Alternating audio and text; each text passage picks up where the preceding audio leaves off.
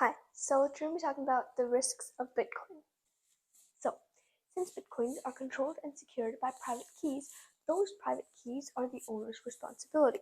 And these keys are stored in a digital wallet, which the password can be forgotten. And since no one else knows that password, there are some Bitcoins that haven't been sold or transferred since they had a value of $10, which would explain why the values were which would explain why the passwords were forgotten since the price was only $10. So at that time, people probably didn't expect Bitcoin to be worth so much in 10 years.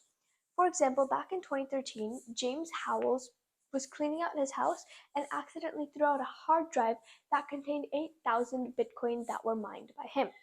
At the time, he was at a loss of anywhere between $108,000 and $8.6 million. And currently, he is at a loss of $187 million. He made a plan to launch a search party for the lost drive 10 years later, and he's trying to convince the city council to let him dig through the landfill at which his hard drive is located at.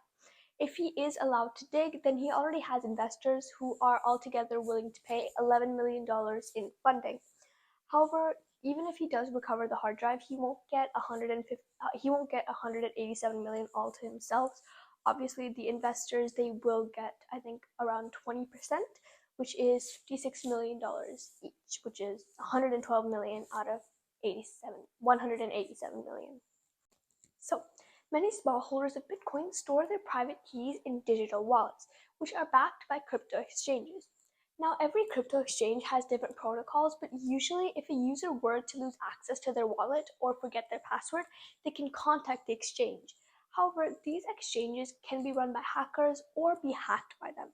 So in the past, there has been times where people have lost access to their Bitcoins because the exchange was hacked. However, this is very difficult to do because a lot of power is needed to hack the crypto exchange. So a normal person cannot do this. Specifically, a quantum computer will be needed. A quantum computer is a computer that can solve problems that are way too difficult for an average computer to solve. Quantum computing will basically decrypt the private key from the public key. What this does is that it enables hackers or people with bad intentions to control and steal other people's cryptocurrency. However, in today's date, hacking crypto exchanges using quantum computing isn't possible. But as early as a decade from now, computers will be powerful enough to hack into crypto exchanges. However, some crypto exchanges have thought years ahead and are already resistant to being hacked by quantum computing. Examples of these crypto exchanges are AES and Snow3G. Another potential risk is a 51% attack. A 51% attack is when the miners of Bitcoin blockchain network gain enough hash power to take control of 51 or more percent of the network.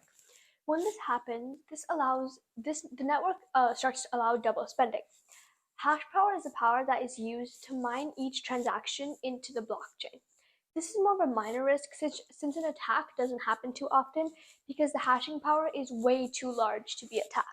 Now, this last risk may seem a little bit odd, but Bitcoin blockchains have a negative impact on the environment as well. This is because blockchains that use a proof of work system, such as Bitcoin miners, they need an outstanding amount of electricity to run, and this energy isn't renewable. It has been suggested for miners to use electricity that is created from renewable energy. And in a world where carbon emissions are trying to be reduced, this is a significant problem. So those are the risks of Bitcoin. Bye!